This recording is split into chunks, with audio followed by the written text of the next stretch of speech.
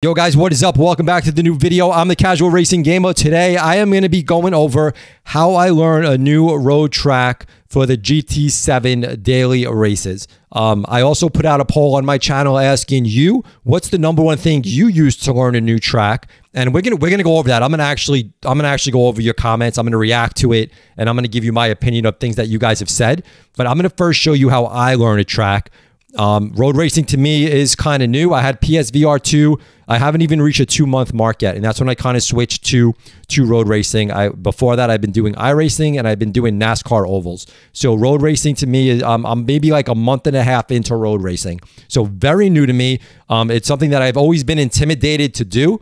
I always found it extremely difficult, but I did like a whole swap. I did like a 360 or a 180 or whatever you want to call it, and like I've only been road racing since I actually picked up PSVR 2 and GT7.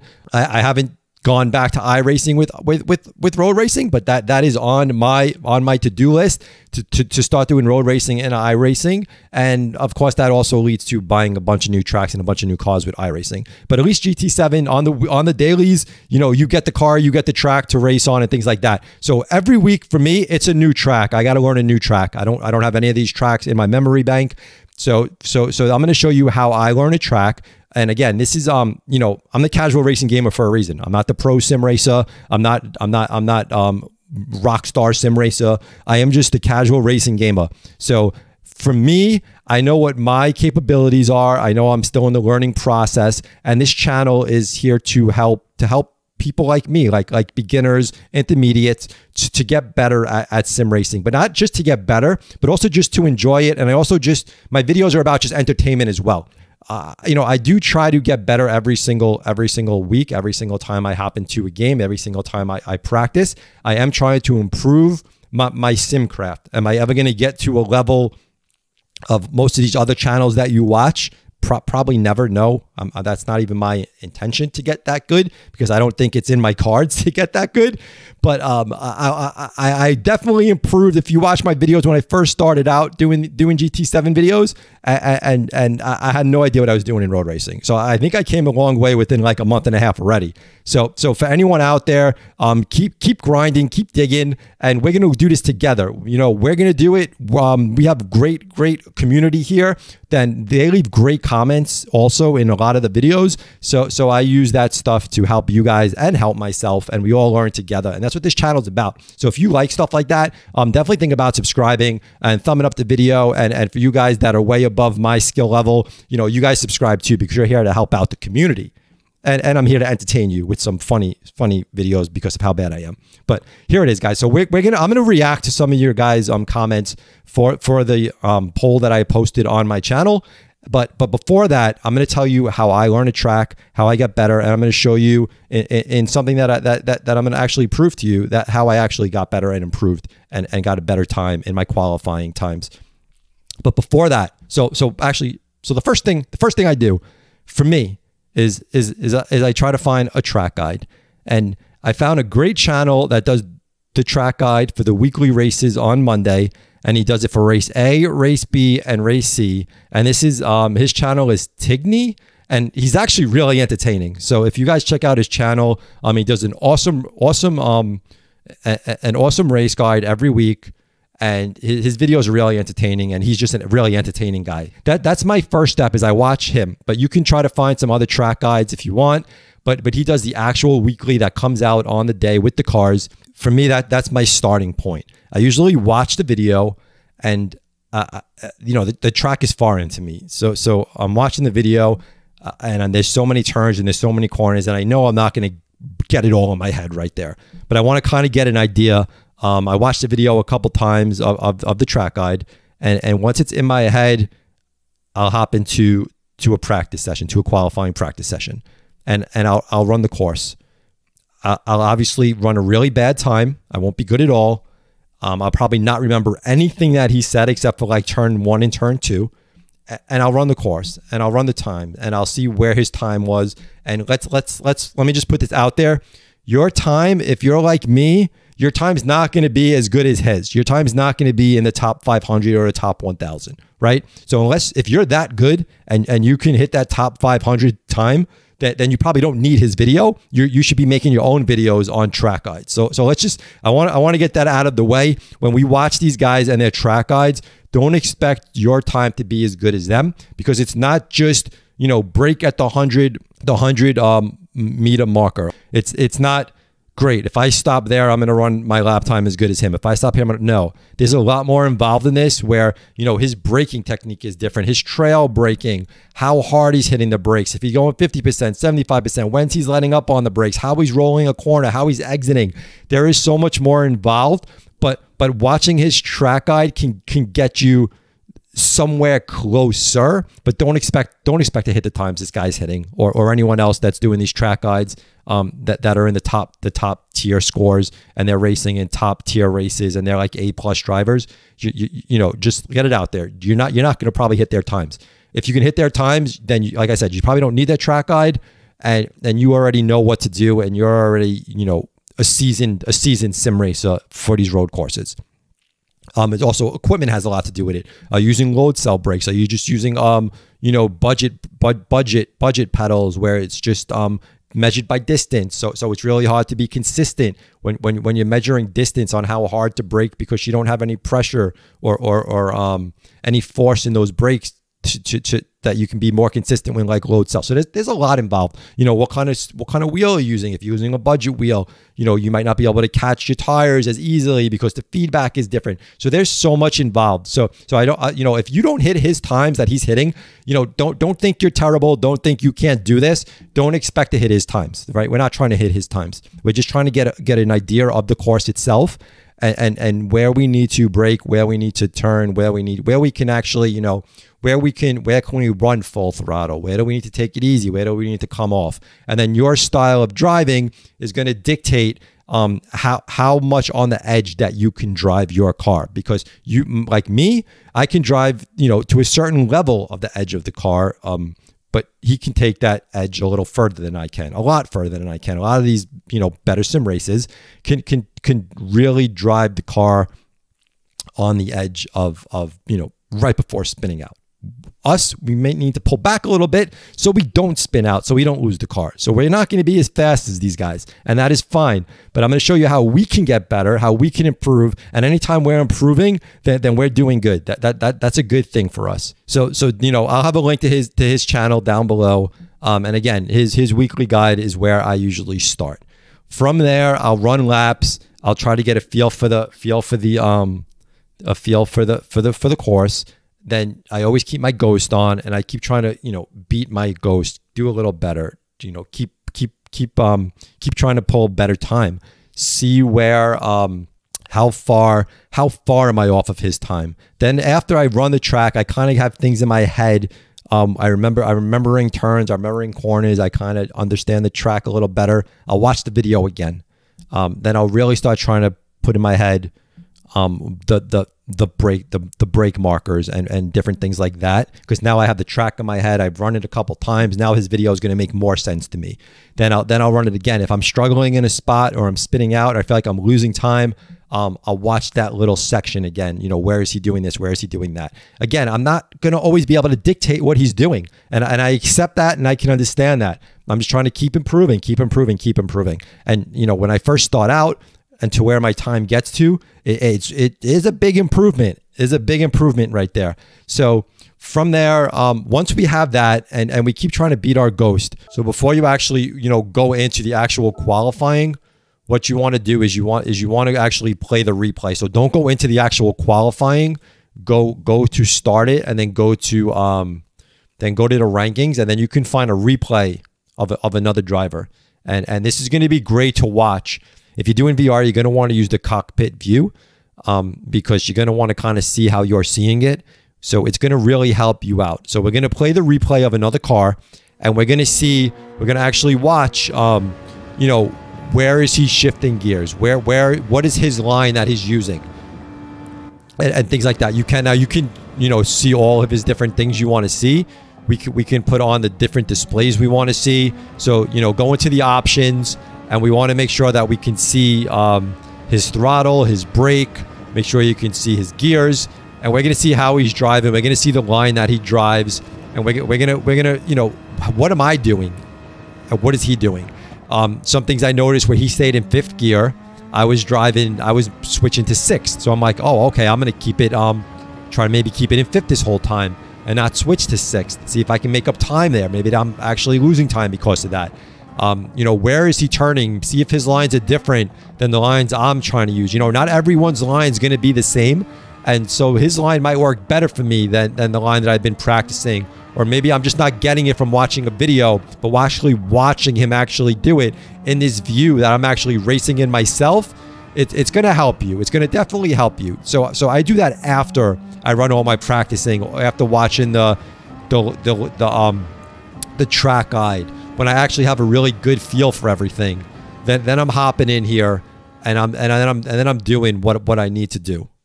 Now, just take note here. Let me just bring you back a second. This was before this time. You can see me in 7th place of my friends list here of who did this, who have run this qualifying. I have a 124.5. Now this time was for me just doing the track guide and just racing against my own ghost. This was before I did the replay. This is before. I'm going to show you the next thing I also did, and then I'm going to show you what I turned my score into from the 124.503. Directly after this, I then watched the replay, and then I loaded a ghost of another driver, and I raced against that. And I'm going to show you what happened after I did that. Where my time at 124 was kind of just like I was like stalling there. I was kind of struggling to do better than that. So what we want to do now is after I actually watched the replay, I loaded a ghost of another car. And what you do is for this you need to go into the actual qualifying and then go to global rankings. And not all these cars actually have ghosts you can load. So you have to find one that has it. Don't try to, I went with a 121 and I really wanted to find something a little closer to my time because I didn't want something so far away. Loading the best time isn't going to help you. You really want to try to get someone who's a little faster than you, and then you just keep pushing it a little more and a little more and a little more and try to work your way up. But I actually picked one here that was a 121 350. See if I can hang with him, see if I can just keep him in distance. Try if he's pulling away, where can I catch him? Where can I pull more time? Where can I improve myself? So I took a risk here going with someone that is 2 or 3 seconds faster than me, which I think is a lot to try to improve. My goal here was to go from a 124 into somewhere in a 123.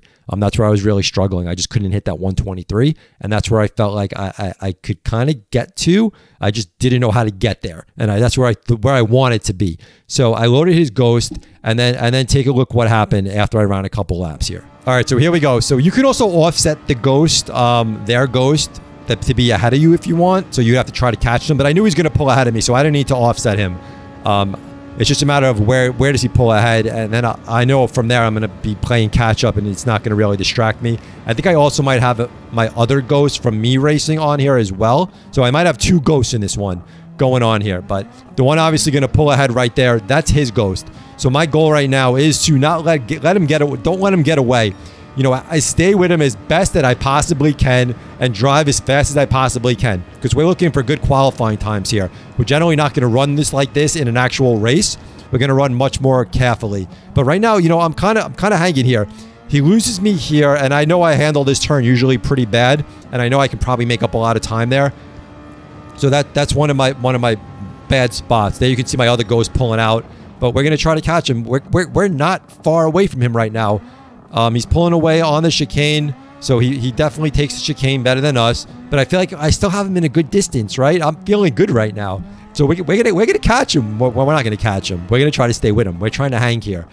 I know I can take that turn a little bit better, but I'm still gonna try to see what can I pull out of this. And you can see my other ghost back there from previous laps that I've been trying to do against him as well. I've been doing better and better and better and better. So you know, not now.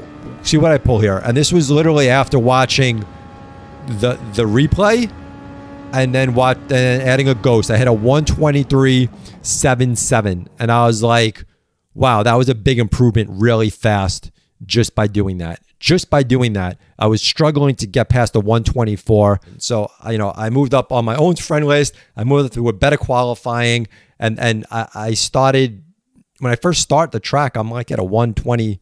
When I first started, like originally, I'm probably at like a 127, 126, a 128. And then through practice, I worked down to a 123.77. Okay, am I going to be able to get into a 122? Probably not. It's only a week race. You want to kind of race. You don't want to just keep practicing and practicing and practicing.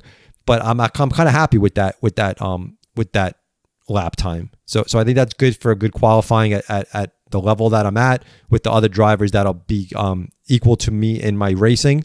I think I'm pretty happy with that time. And to me, that was a big improvement once reaching from a 124 to a 123. Do I have room to improve even more than that? I most definitely do. But I'm happy with it. I don't need to keep going and keep going and keep going. I'll just get better. And the more I do racing and the more I do road racing, you just get better at your craft. So maybe this track comes around again next time and you'll just be better because you're just racing more. It's just everything is time and practice.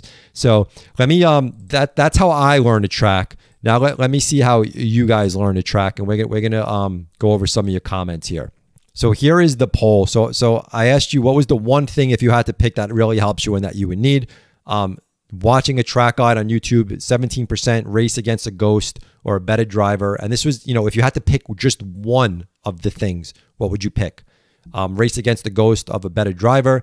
Has 20% watch a replay of a better driver. We're at 11% using the driving line. I'm going to discuss I'm going to touch on the driving line in a little bit, and then learn on my own and don't use other help. And there's 43% that say they learn on their own and don't use other help. And you guys are savages. You guys are total savages.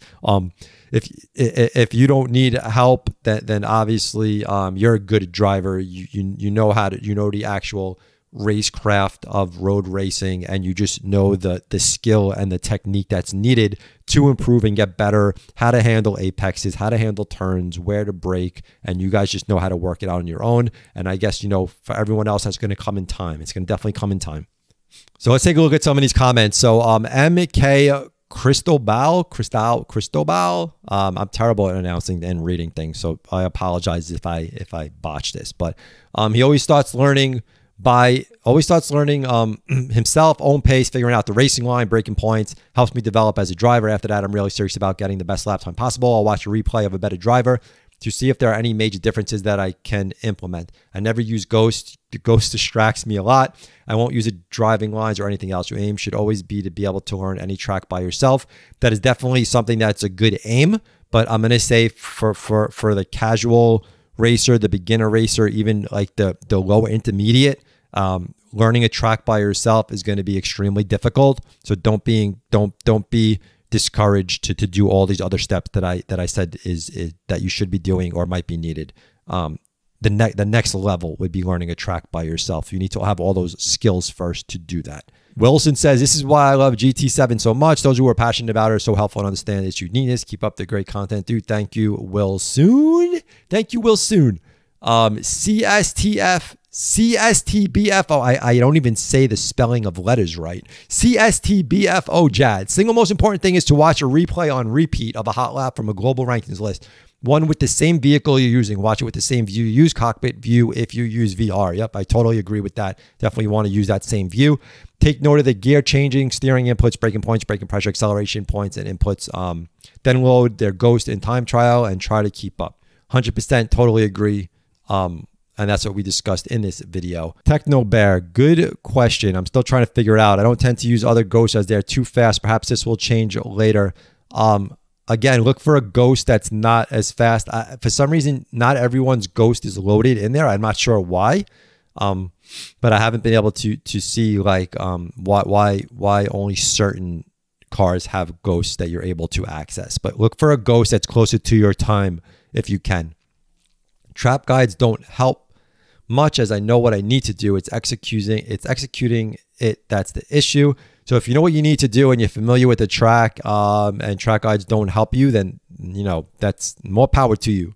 More power to you. I need a track guide because I want to get that immediate. Where are my braking points? Where's the good line to run? And I'm looking for that from a track guide. So I tend to build up pace on my own. Sometimes using my own Ghost, which I add 0.5 second offset. So here, he sends an offset of his Ghost, and then he tries to chase it down. But be careful of, it's easy to be reinforced bad habits, lines. I also don't get a feel for where you are fast or slow.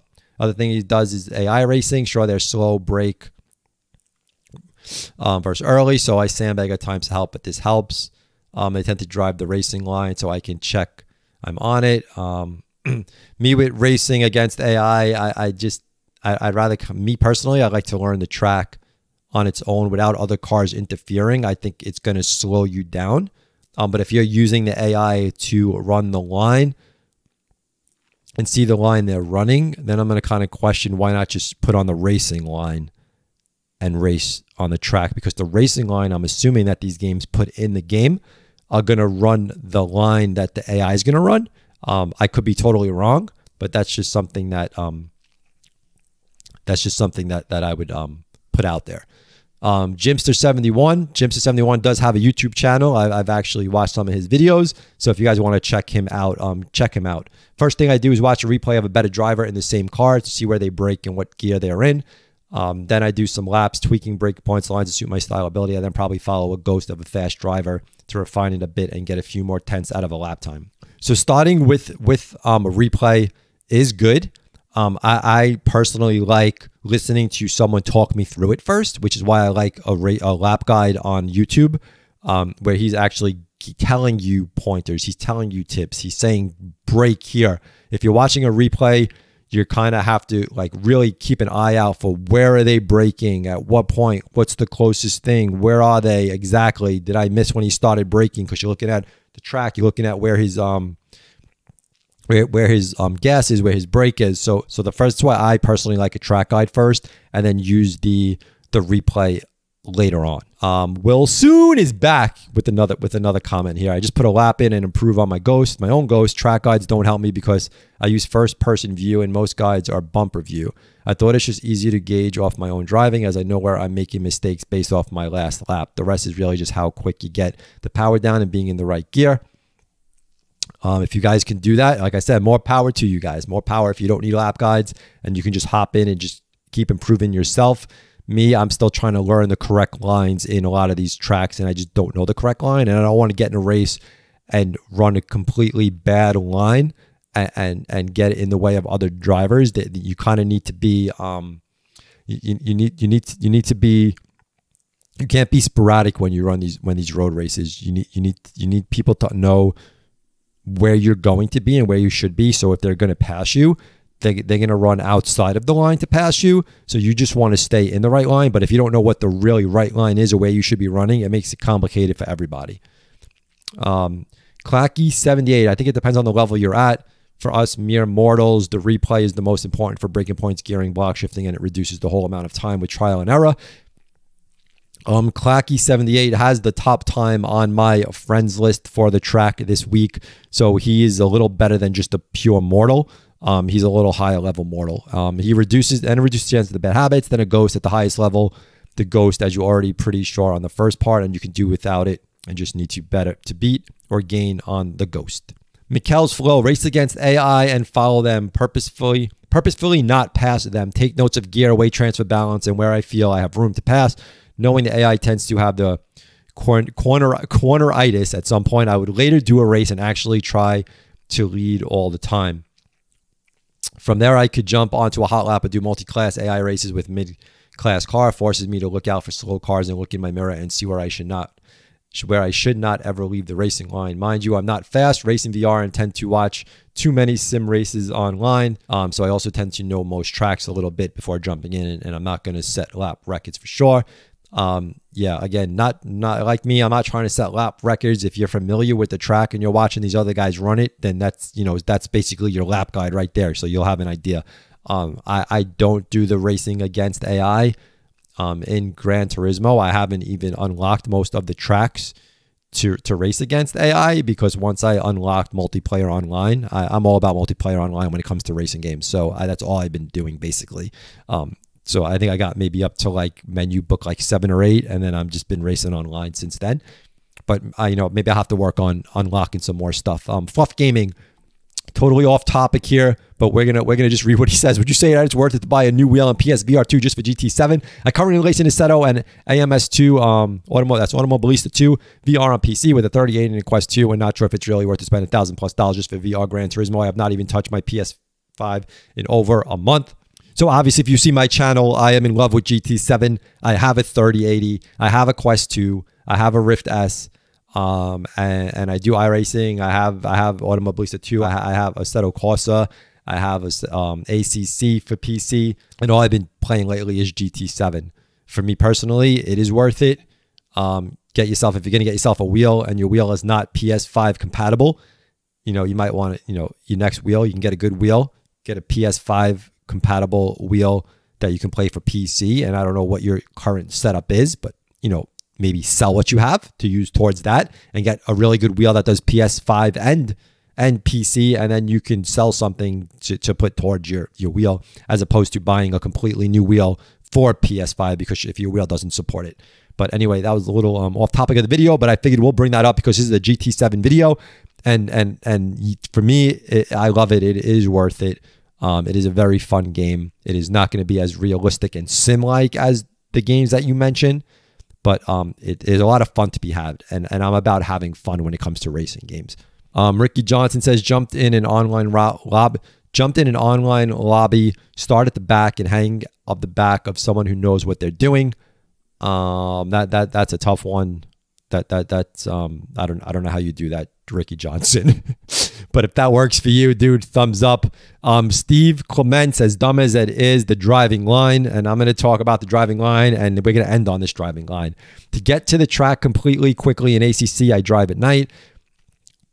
The DL there is invaluable. Once I have achieved the TC, I drive in daylight and turn off the driving line. For those of you, and this is going to be talking about the driving line. The driving line it has so much hate, right? Everyone's like, you don't use the driving line. The worst drivers use the driving line. Only people who don't know what to do and use the driving line. I will say the driving line in GT7 is not great to help you actually learn a track. The driving line in iRacing is actually more useful. But here's the thing with the driving line. I'm not anti-driving line at all. The thing with iRacing is the driving line actually shows you where you can accelerate, where you need to slow down, where you need to brake. Their driving line actually has different colors. So when you see green, you know you can floor it. When you see yellow, that driving line turns yellow, you need to start letting off. When you see it turn red, that's where you know you need to brake. So it actually shows you acceleration and deceleration and braking. The driving line in GT7 is one color.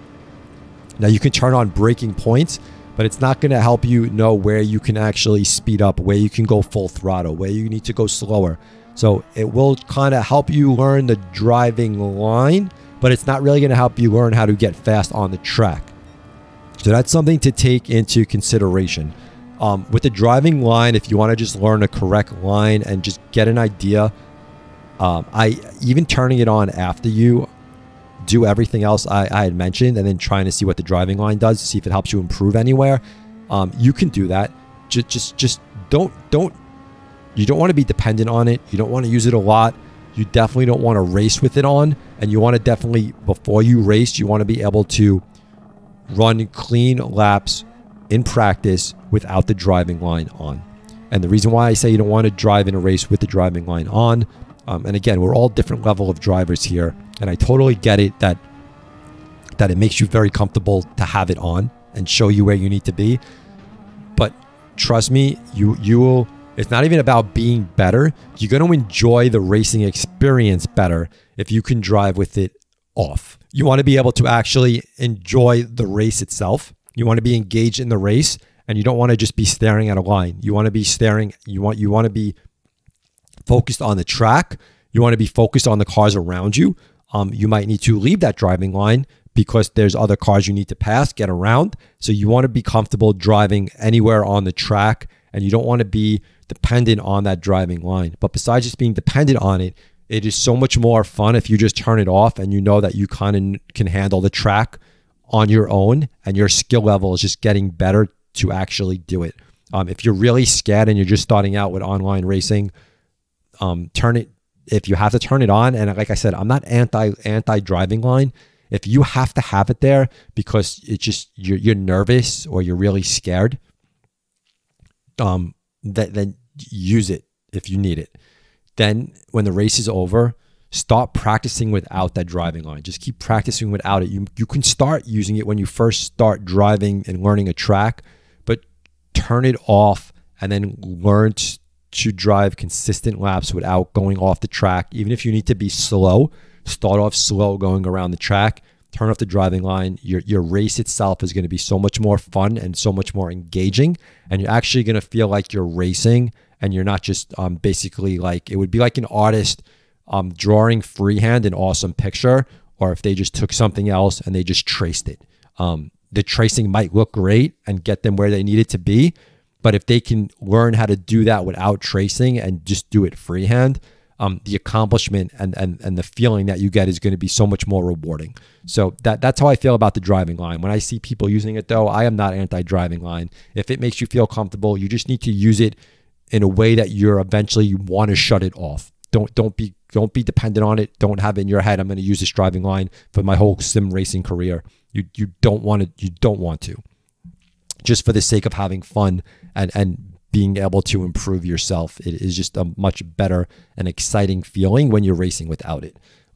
So that hopefully this video helps some people out.